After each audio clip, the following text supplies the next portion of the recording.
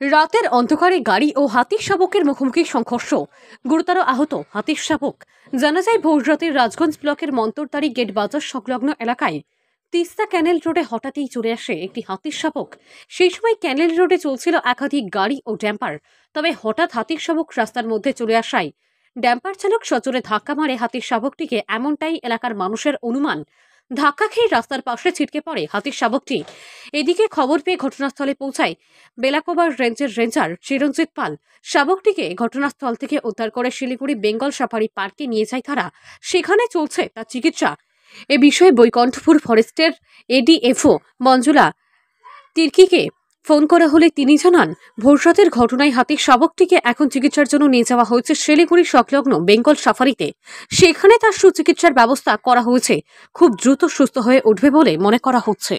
না, আমরা সকলেই সোশ্যাল মিডিয়া মারফত এর আগে আমি দেখেছি যে কিছুদিন আগে ডুয়ার্সে প্রচণ্ড গরম হওয়ার কারণে এই তিস্তা ব্যারেজে যে লেফট ক্যানেল আছে সেই ক্যানেলে কিন্তু বারবার একটি হাতির দল ওখানে চান করতে যায়। অনেক সময় সিঙ্গেল হাতি, অনেক সময় দুটো হাতি, অনেক সময় পুরো দল। এটা আমরা বিভিন্ন সময় দেখি এবং এই সময়টা নদী পারাপার সবসময় হাতি করে। এই সময় বিশেষ করে এখন বর্ষাকালের সময় এই সময়টা কি হয়, বিভিন্ন নদীতে জল বেশি হওয়ার কারণে নদীর হাতির গতিবিধিটাকে ঠিক মতন করা যায় না। কারণ হাতি অনেক সময় বেশি জল হলে পার হয় না এবং পার না হওয়ার চেষ্টার কারণে আবার ব্যাক হয়ে চলে আসে, আবার যে নিজের জায়গায় যায়। এই সময়টা দেখা যায় গতকালকে রাতে যে ঘটনাটা হলো যে একটি হাতির কোনো গাড়ির দ্বারা ধাক্কা লেগে আহত হয়েছেন। তো এই খবরটা আমরা পেলাম। খুব দুঃখজনক ঘটনা, কারণ এইভাবে ওই এলাকাতে হাতি সবসময় আনাগোনা আছে। ওই এলাকাতে ফরেস্ট ডিপার্টমেন্টকে দেখা উচিত এবং তার সাথে সাথে ওই এলাকার যে গাড়িগুলো চলে সেই গাড়িগুলোতে গতিবিধি নিয়ন্ত্রণ আনা উচিত।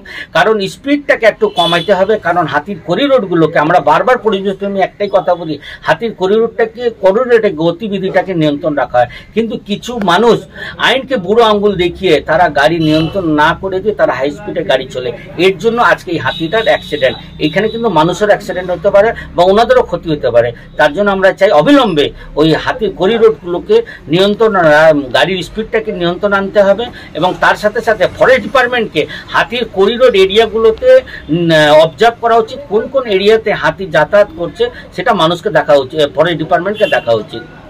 আমার নাম Nafsar Ali, Odlabari nature and adventure society. আপনি কি নিজের জন্য কিংবা পরিবারের সদস্যদের জন্য ভালো সেলুন খুঁজছেন? তাহলে আর দেরি কিসের? আজই চলে আসুন আমাদের প্রতিষ্ঠানে।